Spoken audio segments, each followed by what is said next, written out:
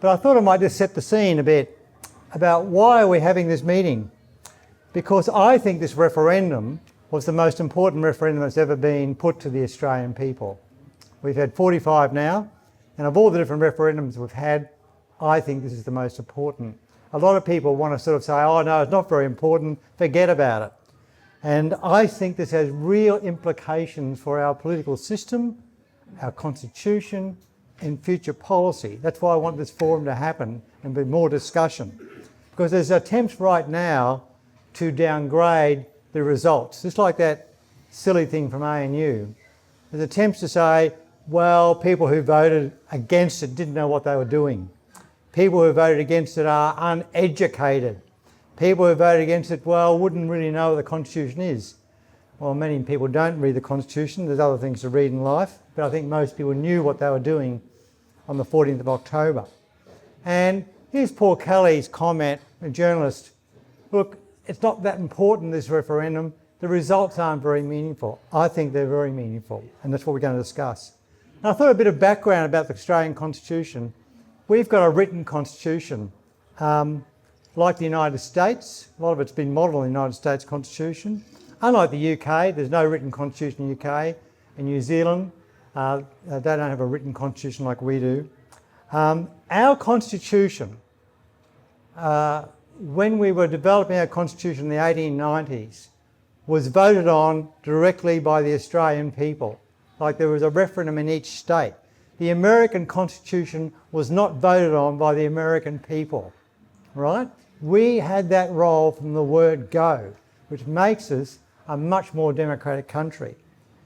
Also, our Constitution was designed deliberately to be hard to change. We know what happens to countries which can change their constitution every time there's a change of government. It soon becomes a pretty irrelevant, not much of a safeguard for anything.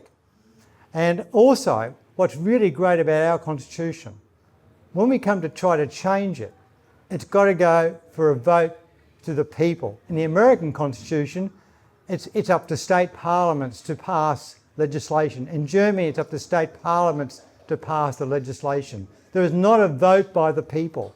We have a democratic vote by the people. Not it's just a majority of people, we also protect minority areas like smaller states so we don't get swamped by the big states like New South Wales and Victoria. So it's got to be a majority of states and a majority of people.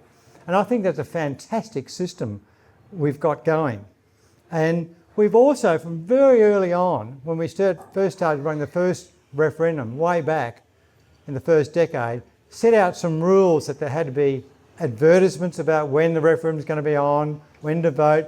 We then very early on started to say there's got to be a pamphlet sent out to explain people arguments for and against. What a fantastic arrangement that we've had. And we've just seen all this in action. So just a bit of history about our referendum. We've now had 45. Only 8 have been successful. So only 8 referenda have been successful out of 45. 7 of those 8 have been put by non-Labor governments, okay? And the last referendum was put by the Fraser government. There were 3 retirement ages of judges.